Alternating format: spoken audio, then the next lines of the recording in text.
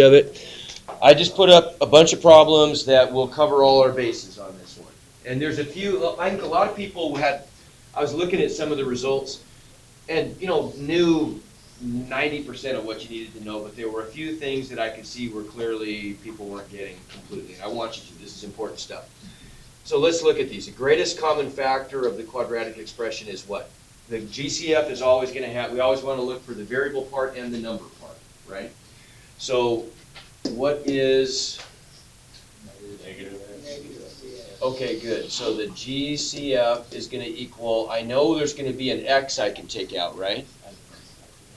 And there's going to be, the greatest common factor of 6 and 30 is 5, and the fact that the, oh, is 6, not 5, you're right. It's, what I was doing here, I'm blaming that on the 2:30 arrival time from our basketball trip last night. Is a 6, much better. Okay, and here's the other part then, right? Because the leading term, the biggest power of x, the leading term is negative, it's got to be negative. Remember talking about that? The greatest common factor always inherits the sign of the leading term. So if the term with the biggest power of x is negative, so is the greatest common factor, okay? While we're at it, let's factor this. Just get a little bit of practice. So that's the answer to this question. What if we factored this though? We'd get the greatest common factor, negative 6x. What would be the other factor that we're left behind with then? X minus 5. Everybody agree? Plus 5. You're right. X plus 5. Right? Because we're dividing each of these by negative 6. Agreed? How can I check it? Just redistribute the negative 6x and I should get that back. Okay? Good?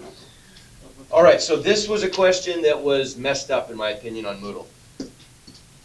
I had some wacky signs in there, and how would you know which is the leading term if you have multiple variables? It's a little bit, it's ambiguous. Like if you got it wrong because you had the right answer but the sign was wrong, I would go through and give you credit for that when I grade the test. Does that make sense? There's no, that's just, so to make it easier, I'm just going to make the leading term always positive on that one, so there's no, there's no uncertainty about what the sign should be. Yes, sir. Wait, so if you put a negative on it, then Okay, starting now it would, yeah. So don't put a negative on it. On this one, just make it positive. Well, yeah, and it won't make sense to. It won't make sense to do it because the first term is the one that's going to have the biggest powers of x and y. That's the one that's always going to be positive. So on the one that's got multiple variables, yeah, just leave it positive. I would give you credit if you made it negative. It's not like I'm going to mark it wrong, but I don't want to have to go in and fix all those, right? So I just fixed the question so there shouldn't be any ambiguity anymore. Now it makes sense for it to be positive. Whereas before, who knew? It was whatever, you got a 50% chance of getting it right or wrong on that one, which was not good. They should have been right. All of them should have been right. I will fix them if you want to keep your test. If you don't worry about it. Next time you load it up, it'll work. Okay? So what would we get on this one then? What would our greatest common factor be? What's the biggest number that goes into 81 and 36? 9. And then what's the biggest power of x I could undistribute? X and y cubed. Right, make sense? Okay, good.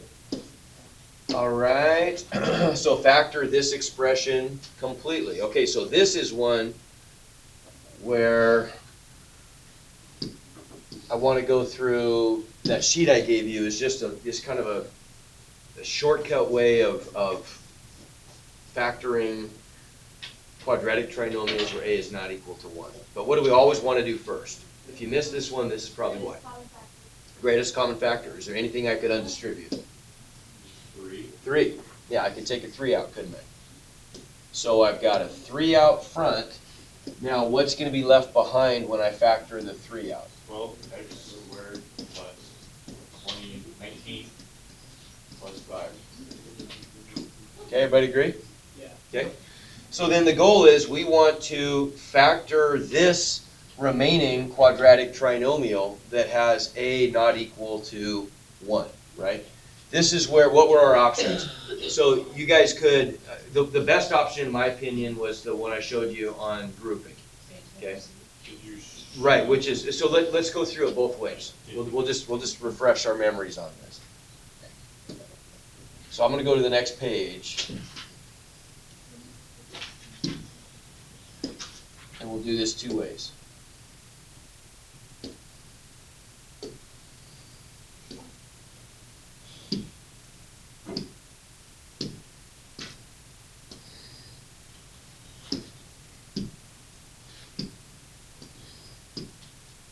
Okay, so let's do it the grouping way. So if I wanted to factor this by grouping, then I've got to figure out what are the numbers that multiply to AC. I mean, what is AC, I guess? 60. What's B?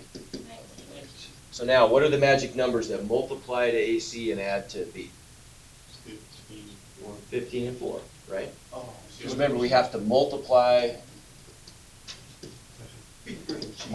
to AC and add to B. And so our magic numbers are 15 and 4.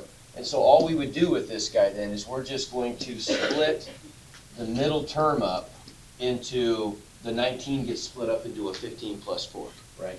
So that's going to become, it doesn't matter which order you do those in, 15x plus 4x, and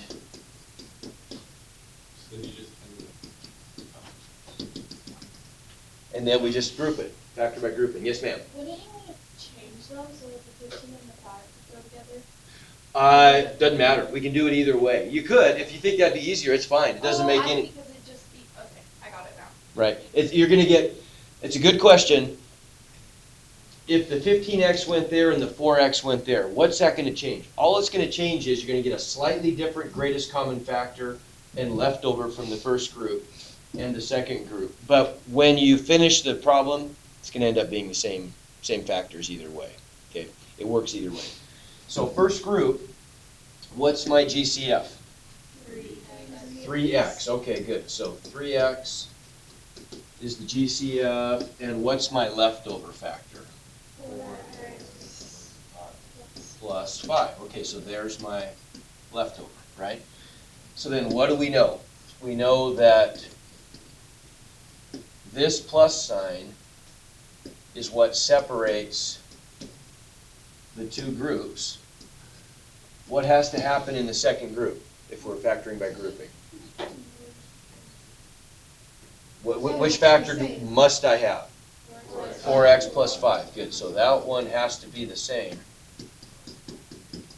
And then we just answer the question, what do I have to factor out to make that happen?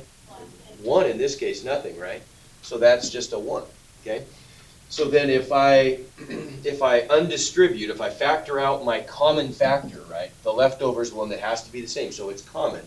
If I factor that out,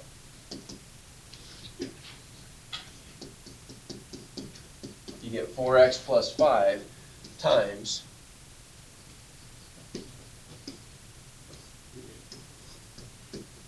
3x plus 1, and we're done. Okay? That's the way I honestly would prefer. I don't even teach that way to the Algebra 2 classes. I mean, we'll see that when we get to polynomials. But for you guys, I would prefer that you guys do it that way. Because you're gonna have to do factoring by grouping in the future when we do bigger polynomials with an even number of terms anyway. So it's just practice that's getting you set for doing that. And it's algebraically rigorous, right? Each step is equal to the preceding step. If you want to do this a shortcut method, I mean, you can, it's fine. The shortcut method is what we used to call, did you guys call it bottoms up? Yeah. You didn't call it slip and slide? No. Oh, well then maybe I don't want to mess, I mean, now the way, it's the same stuff, That's how. That's But what the I was new- doing all the time. like the way that they're teaching in Algebra 1 now, they call it slip and slide instead of, it's the same stuff. I'll go through it once with you, it's super easy. All it is, if you do slip and slide, and you can just follow the steps on here, it's no big deal. So step 1, you're gonna slip A to the back and multiply it by C. right? So all you're gonna do is rewrite this as x squared plus 19x plus 60, correct? Next step, new factor. We're just gonna factor that simple trinomial. So we know because that's x squared, we get x's, and you already told me the magic numbers that multiply to 60 and add to 19 are 15 and 4. Step 3, as you might expect, just like with bottoms up, we're going to take the 12 and we're going to divide each of the magic numbers by 12.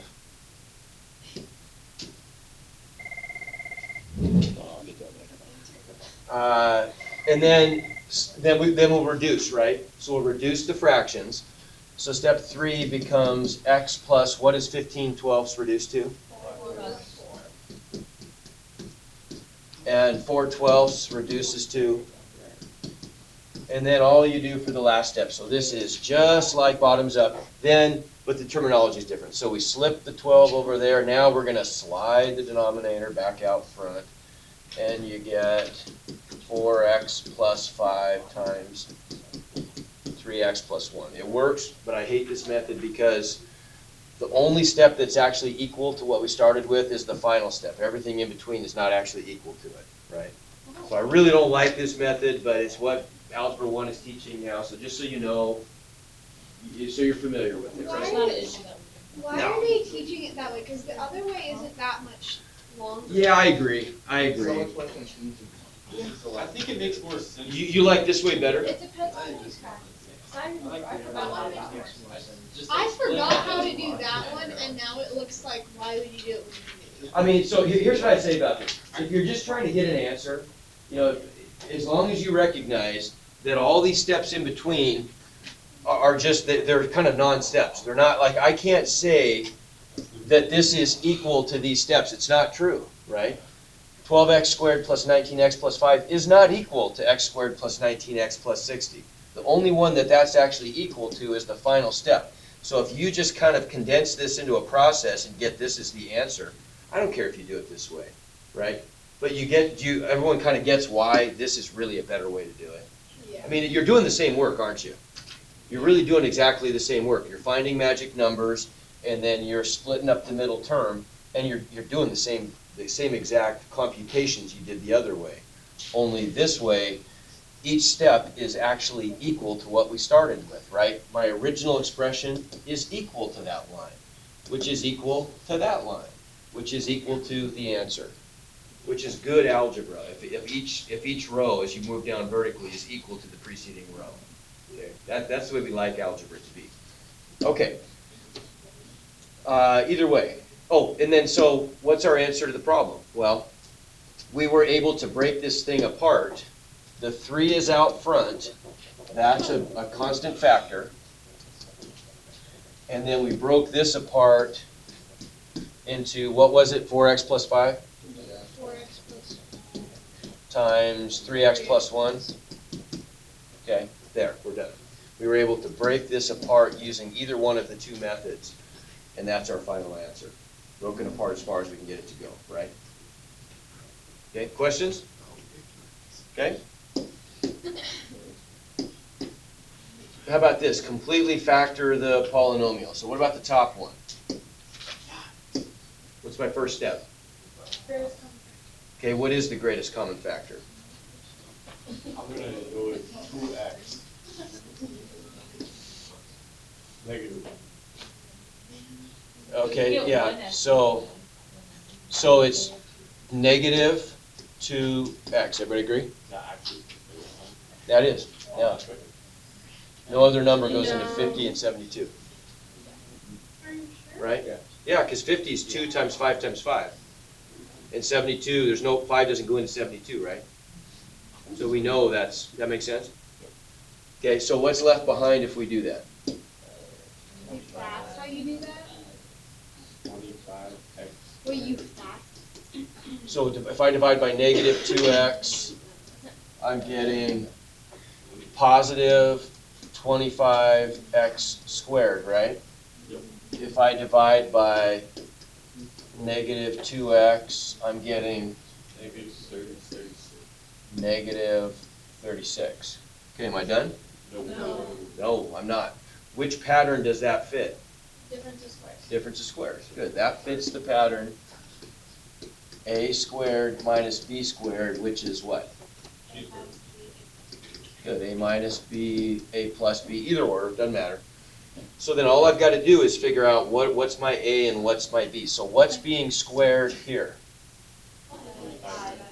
5x, so that's my a, isn't it? Right? What's being squared here? Right?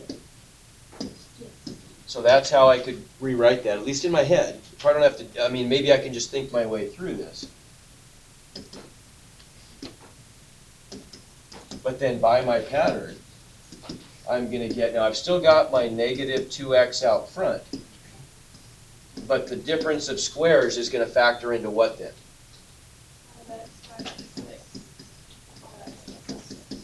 Now I'm done. Okay? You get that? Okay? How did I know I had to go further, or at least check? There's a way you can easily see this, because I have an x squared term minus a number. So we have to at least see if the difference of squares works here. Okay? Different than the bottom one. I want to compare this. How Okay. can you tell it fits into that? Into the, Okay, I can't tell maybe without thinking about it for a second first, but I can tell it might fit, because look at this black factor. I've got a number times x squared minus a number. So would you agree it's possible that that's going to fit as a difference of squares? Right? So then I just have to ask myself, does it?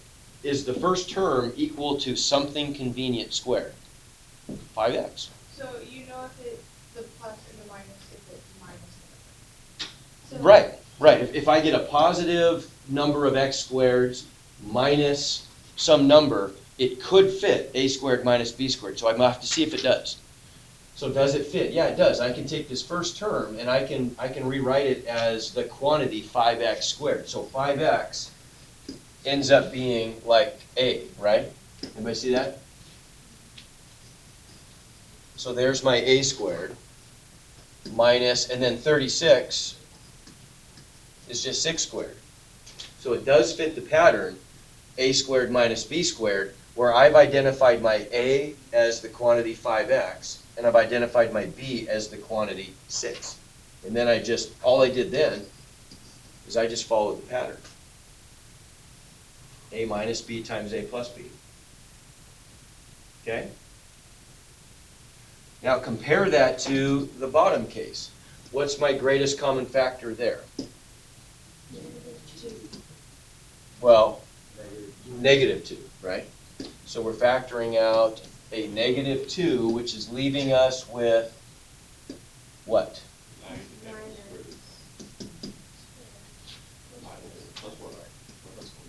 Okay, so this one could fit the pattern a squared plus b squared. But what do you know about that pattern? It's not a pattern. It's not a pattern, right? So if it does fit the pattern a squared plus b squared, you're done. That doesn't factor. So we're done. That's the answer here. Is that why I got it wrong on the test? I split it into 3 plus 2 and 3 plus 2. Yeah, that's because that doesn't work. It doesn't work. I'll prove it to you. Let's try, if I do 3x plus 2 times 3x plus 2, let's FOIL that out. If I distribute the 3x, I'm going to get 9x squared plus 6x. If I distribute the 3, I get plus 6x plus 4. That's not equal to 9x squared plus 4, right? Okay, that makes sense. Wait, Okay. so if it was 9x squared minus 4. That would work. That would work. That's a difference of squares. That would work. Always have to start at minus a number, always. Yeah. You see the difference? Okay. Okay, maybe we should have done this before. Yeah, we really should. Okay. What about this? Convert this to vertex form. So let's just go through the two methods real quick just to practice, right? So we could do this by completing the square if we wanted to. Let's review that real quick. If I want to do this by completing the square, I would set it equal to y, right?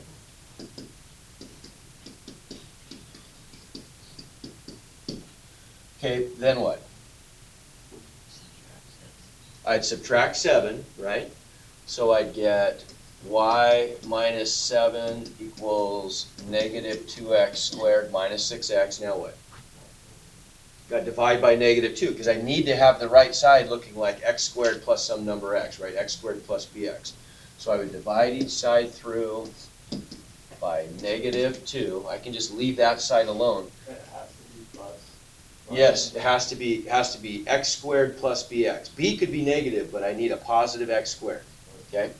So then I get y minus 7 over negative 2 equals, over here I'm going to get negative 2x squared over negative 2 is x squared. Negative 6x over negative 2 is plus 3, right? Okay? So now I know that all I've got to do is add, Destroys. what's that? X, you're right. So now all I've got to do is add the correct number to both sides that's going to create a perfect square trinomial. When I do that, you can already tell me what's it going to factor into.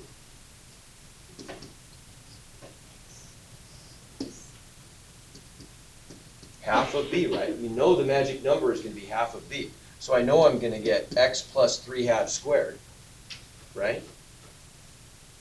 Everybody agree?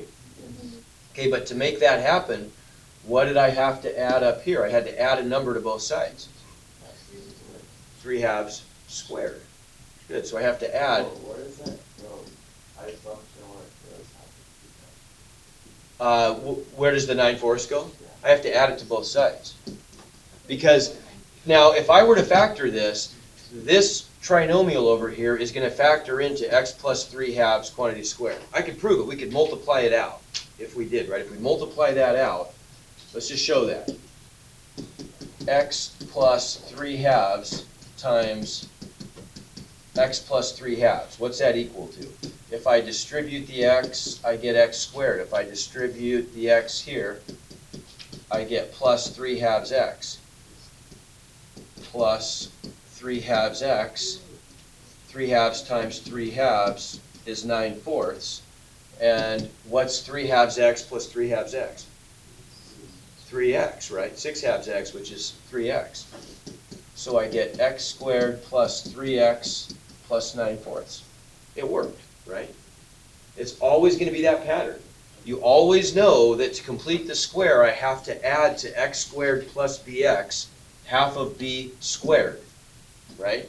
To make a perfect square. And I always know that once I add that to both sides, this is going to factor into x plus b over 2 times x plus b over 2, or x plus b over 2 squared every time.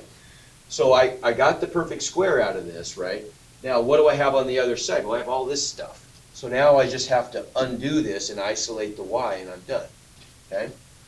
So on the other side, I've got y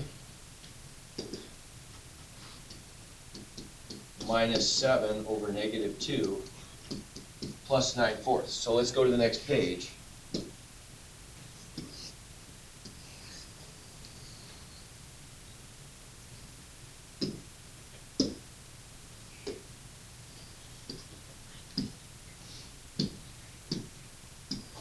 Okay, so what are the steps to get that y by itself? Subtract that first. Good. So first thing I got to do is I got to subtract 9/4. But what are the other ones? Yeah, how about that? What do you mean? These guys are both sides, what happens to one next? This factored, right? This trinomial factored into that. They're the same thing. That's why we added the 9/4 here, is so we could condense that into a perfect square,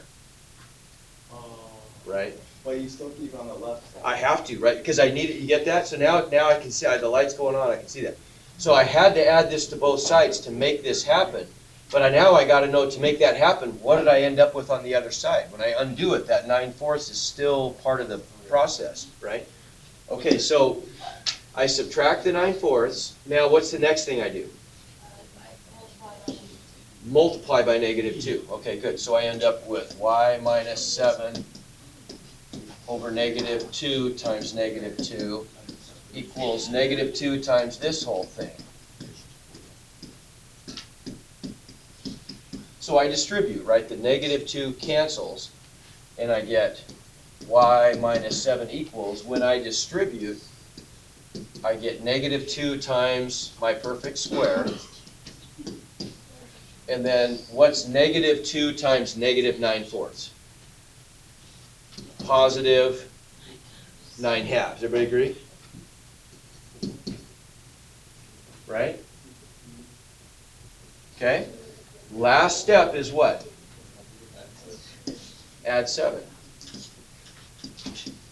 And so my final answer is y is equal to negative 2 times x plus 3/2 squared, and then plus 9/2 plus 7. So that's plus 9/2 plus 14/2 is plus 23/2. And I'm done. Okay? That's the process of completing the square. Now we can do the same thing though. I guess this is good news. We can do the same thing instead by just calculating what the values of h and k would have to be and plugging them in, because this is in standard form, right? This is in the form f of x equals ax squared plus bx plus c.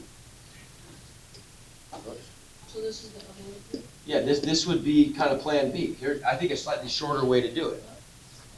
Because this is in the form ax squared plus bx plus c. Where what does a equal? And b equals negative 6. And I'm trying to plug it into this form up here, right? So I already know that a is negative 2. I just have to find h and k, right?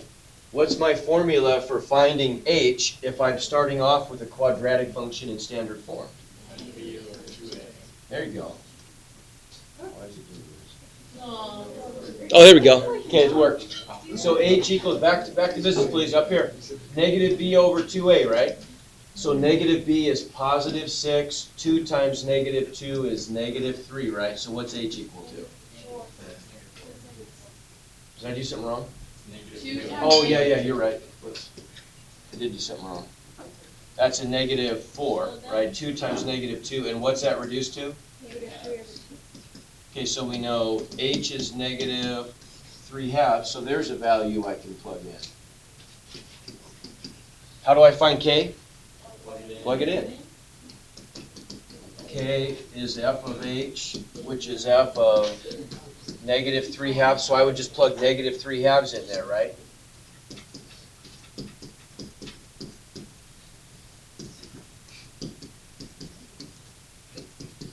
So what's that give me? Negative 3/2 squared is 9/4, right?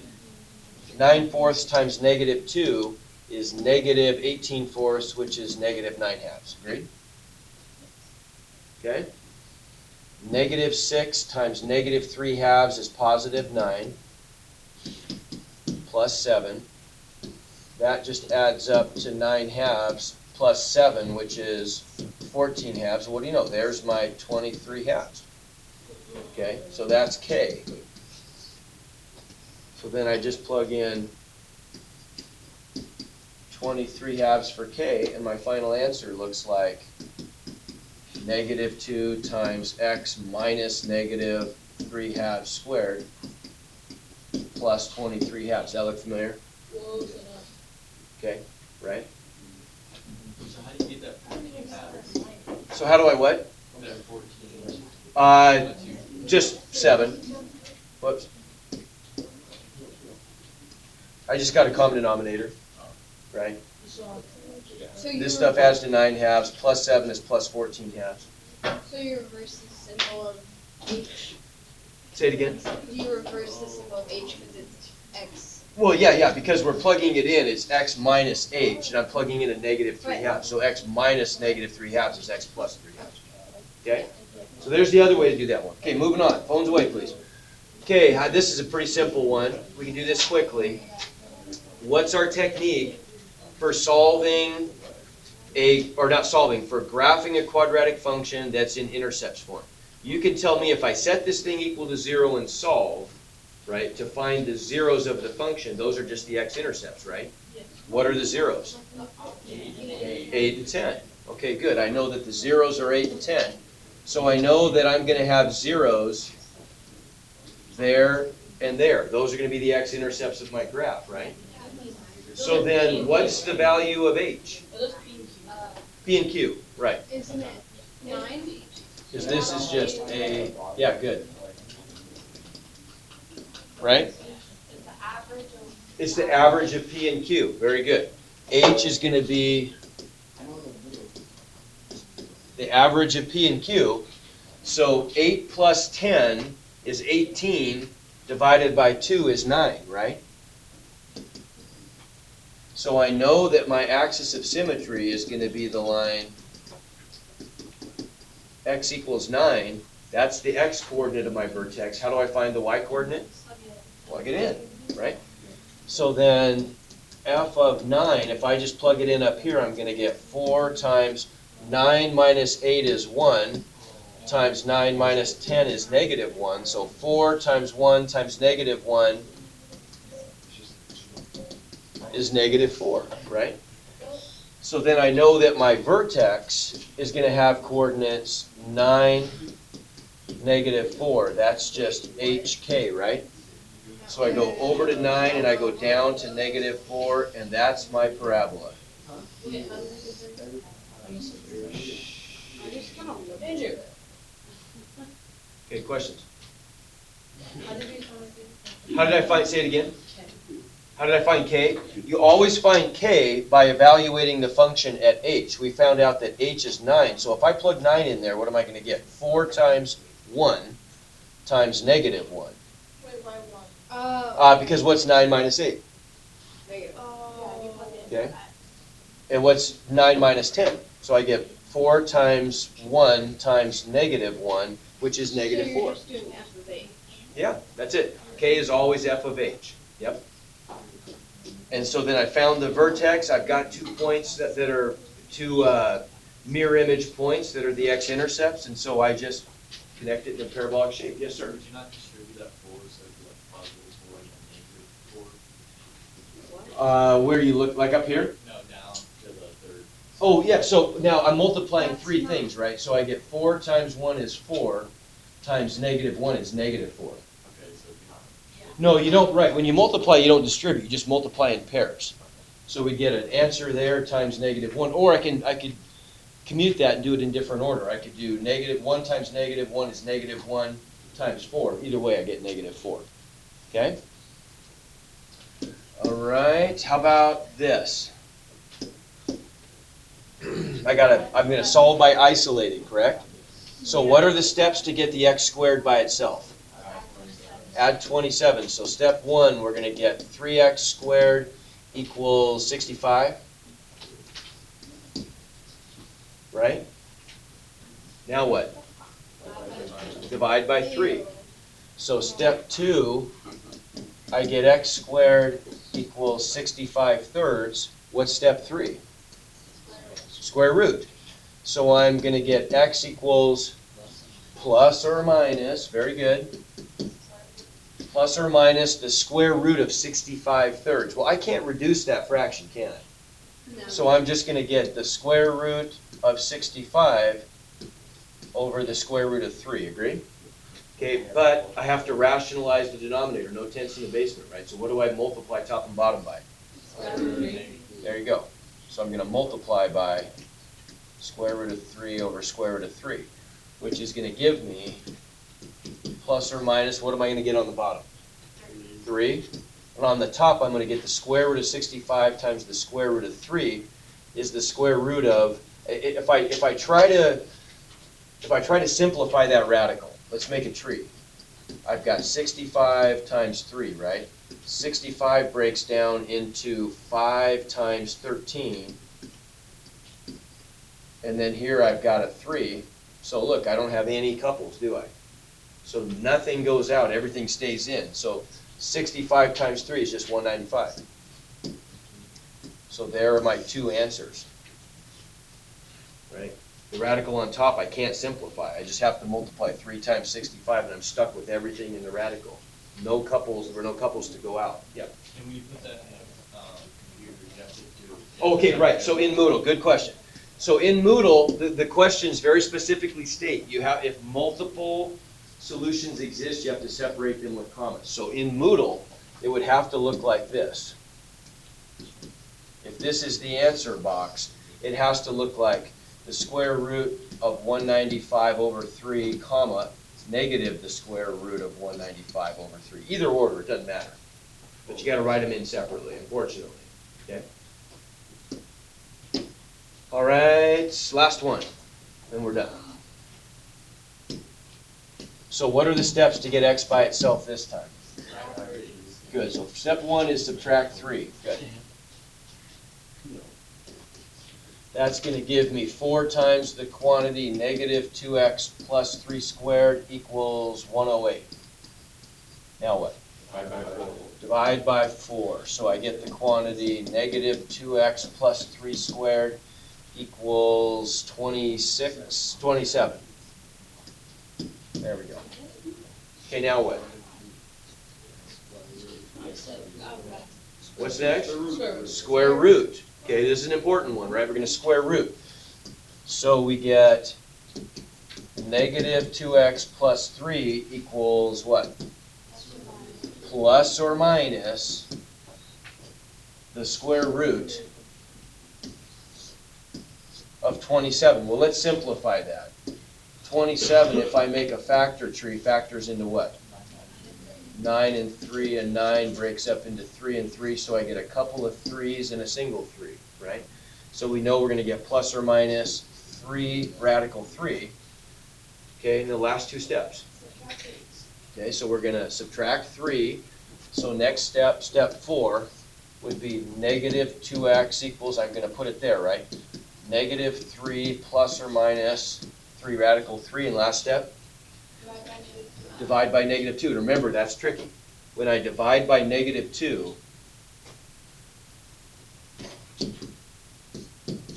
what do I divide by negative there?